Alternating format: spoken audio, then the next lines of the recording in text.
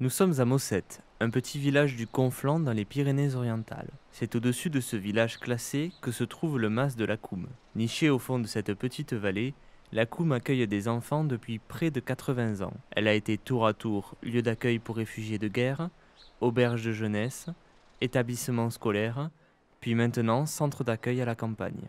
Le lieu de la Coum est habité depuis très longtemps puisqu'on retrouve sur des cartes du XVIIIe siècle l'emplacement des bâtiments. Et la deuxième vie, son deuxième souffle, a commencé en 1933. 1933, c'est l'année où Hitler a pris le pouvoir. Une dizaine de jeunes, souvent enseignants, mais pas seulement, sont arrivés ici, aidés par les Quakers, surtout avec l'idée de quitter le régime nazi. Et il a fallu reconstruire, au moins renettoyer et rendre habitable ce mas. Entre-temps, la guerre d'Espagne avait déclaré, il y avait beaucoup de réfugiés qui arrivaient sur le département. Et très rapidement, ils ont commencé à accueillir des réfugiés espagnols. Et puis ensuite, a été déclarée la Deuxième Guerre mondiale. Et donc en plus de ces réfugiés espagnols, ils ont accueilli des enfants victimes de guerre. Les fondateurs de la Coum, en plus de ce sont surtout monsieur et madame Kruger, Piet et Yves Kruger, qui ont donné le nom à la fondation et qui sont, eux, restés toute leur vie à la Coum, alors que peu à peu, ceux qui sont arrivés avec eux sont partis. Et entre-temps, c'était devenu une école. On allait de l'école primaire jusqu'au baccalauréat à l'époque.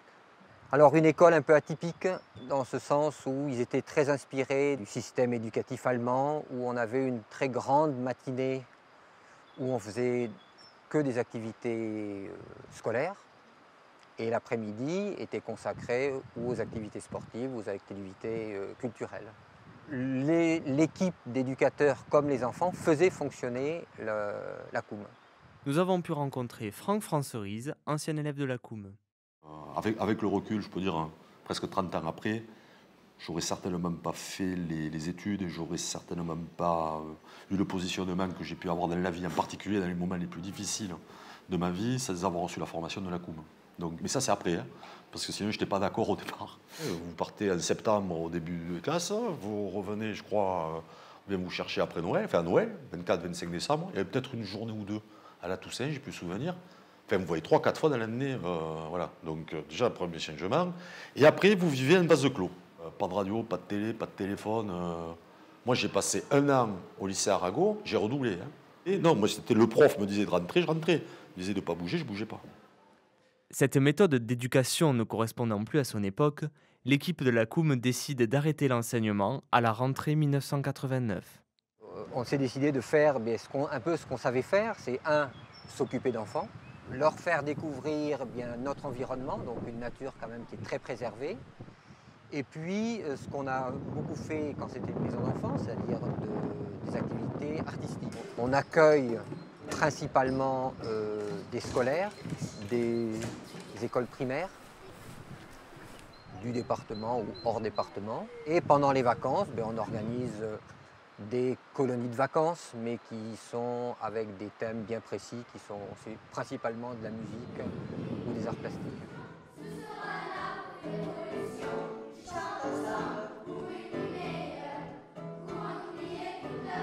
Et ce qu'on essaie surtout, c'est de présenter toujours la globalité, un peu, quelque part, où il y a notre environnement, la préservation de l'environnement, mais on fait aussi attention à ce qu'on mange. On fait aussi attention à notre comportement. À la Coum, on n'utilise pratiquement que des énergies renouvelables. On se chauffe complètement avec le bois. On a maintenant de l'eau chaude sanitaire et chauffée par le soleil. On est des structures très fragiles, qu'on est quand même très dépendant des politiques mises en place. Le jour où on ne voudra plus que les gamins partent en classe, il faudra complètement qu'on change encore d'activité. Ceci dit, ça fait plusieurs années qu'on pensait que ce serait la dernière et on a du mal à répondre à toutes les demandes au niveau des classes. C'est donc dans ce cadre idéal que défilent tout au long de l'année de nombreux publics partant à la découverte d'une multitude d'activités. C'est vrai que c'est une vie très riche.